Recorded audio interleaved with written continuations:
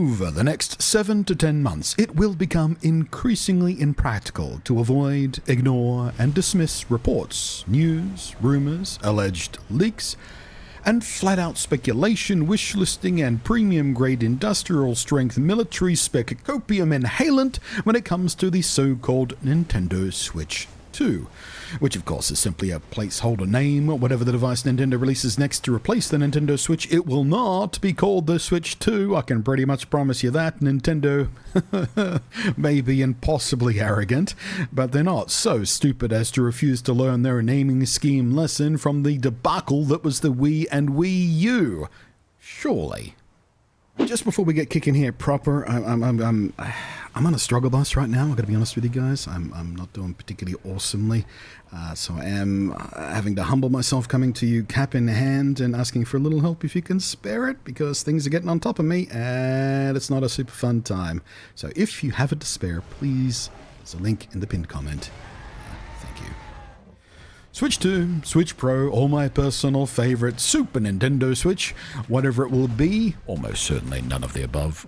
There's one main sticking point that people keep coming back to when we're talking about it, and that's the talk around its power level. The most often recently repeated comparison point I've been seeing talk of is of it being about the same power as a PlayStation 4, and some people are flipping their little tables over that. Remember, Nintendo's going to take a big L, decade-old gaming machine power, burger. Which, it is just speculation, rumor, and probably not much more than a wild guess that's managed to capture some attention and spread virally and become a repeated talking point as an idea, so it is frankly hilarious for people to get properly angry about it online and get all ragey. But it's also not all that difficult to believe, is it? Nintendo found a lot of success in selling the Switch as a hybrid device, equally practical at home on a big screen as it is in handheld mode, so it's a safe bet they'll be sticking with that form factor flexibility for whatever comes next. And it is now very, very practical for power-efficient hardware, small and cool enough for a small handheld device suitable for a Nintendo Switch successor to rather easily match the kind of game-pushing capability of the PS4.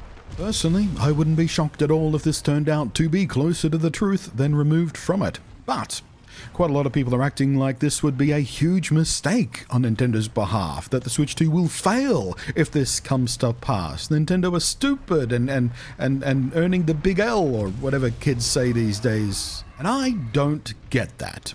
It's like these people who claim to be hardcore, passionate gamers, but have utterly failed to pay attention to what some of the more interesting technological advancements that the gaming industry has been going through for the last half-decade or so.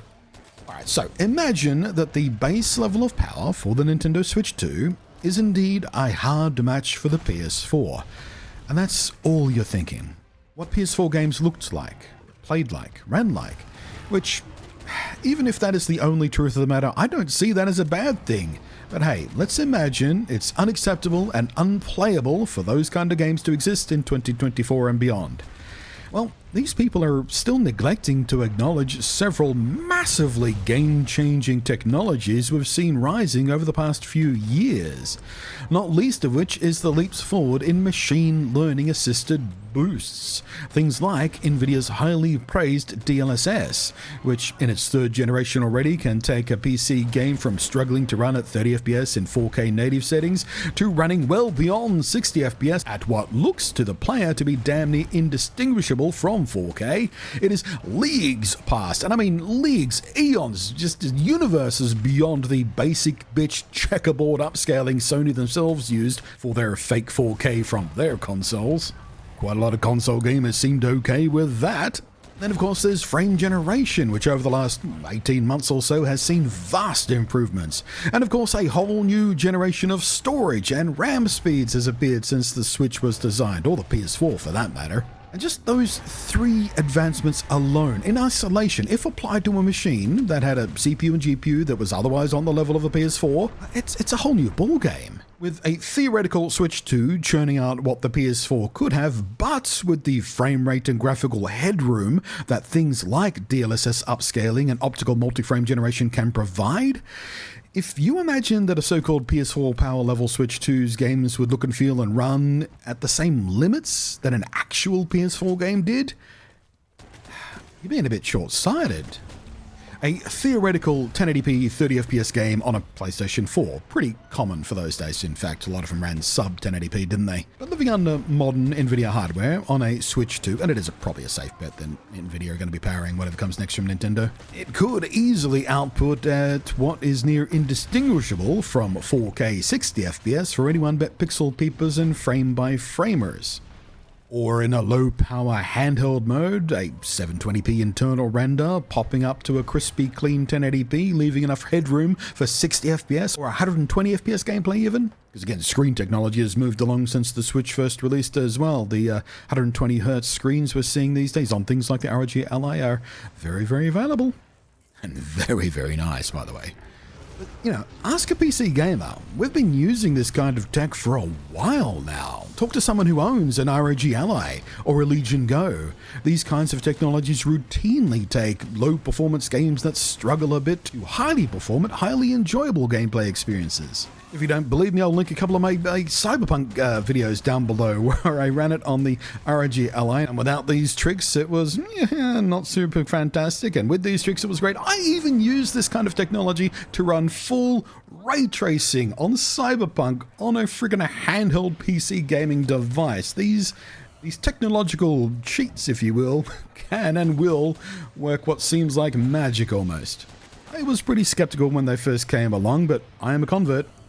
They work really nice, I'm telling you.